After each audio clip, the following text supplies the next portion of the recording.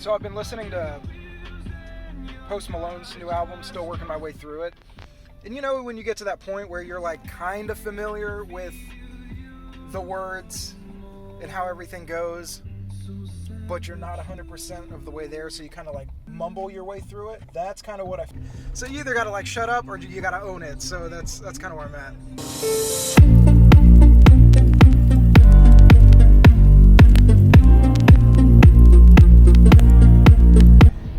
There's been some exciting news in the video game landscape, though. Definitely here in probably the last week. I mean, there's been a couple big releases. Modern Warfare's out. We'll talk about that more on the podcast. PlayStation 4 is now the second best-selling home console of all time. Yeah, I mean, there's just a lot of exciting news. We're finally getting to that point where, Death Stranding's around the corner, Jedi Fallen Order's around the corner. To have, all of this information finally come out and all these games finally come out. So yeah, just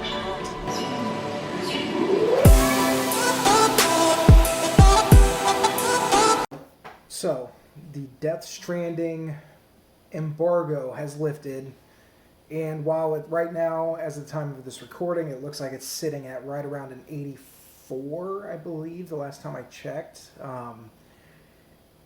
which is obviously very positive.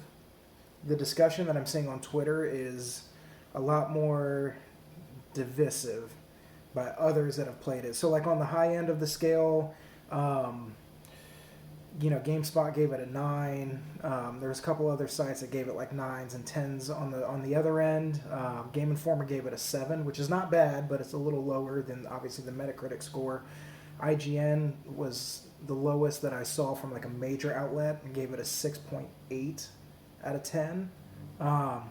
So this game seems to be all over the place. Now, I did read a couple of the reviews, and the cool thing is that obviously the game is what it is, and what I mean by that is that, it has the same, everybody played the same game, people's different interpretations about what they actually experienced and how that plays into, the scores that it was given.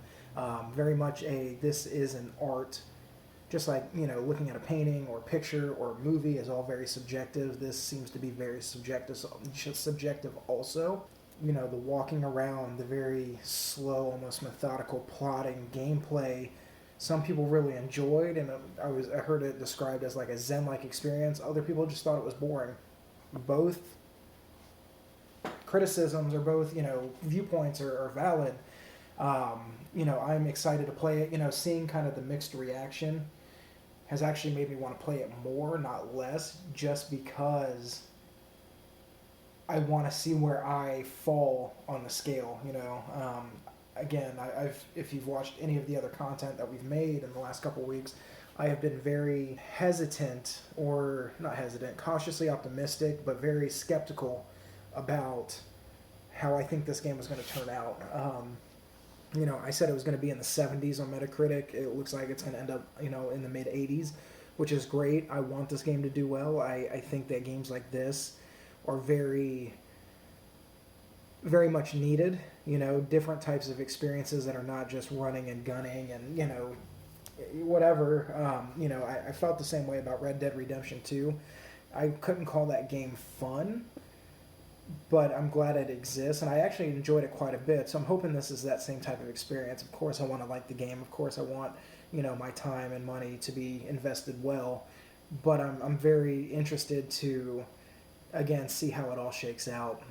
The game releases 1 week from today, and I can't wait to get my hands on it. I've already bought it, I've already pre-ordered it, it's all good to go. Just waiting for next Friday to hit so I can, jump in and see where I fall again, compared to everyone else. But yeah, guys, that's everything. Give this video a thumbs up, hit the subscribe button, tell a friend, most importantly. I love and appreciate all of the support that you guys have given us, and until next time, you guys stay safe.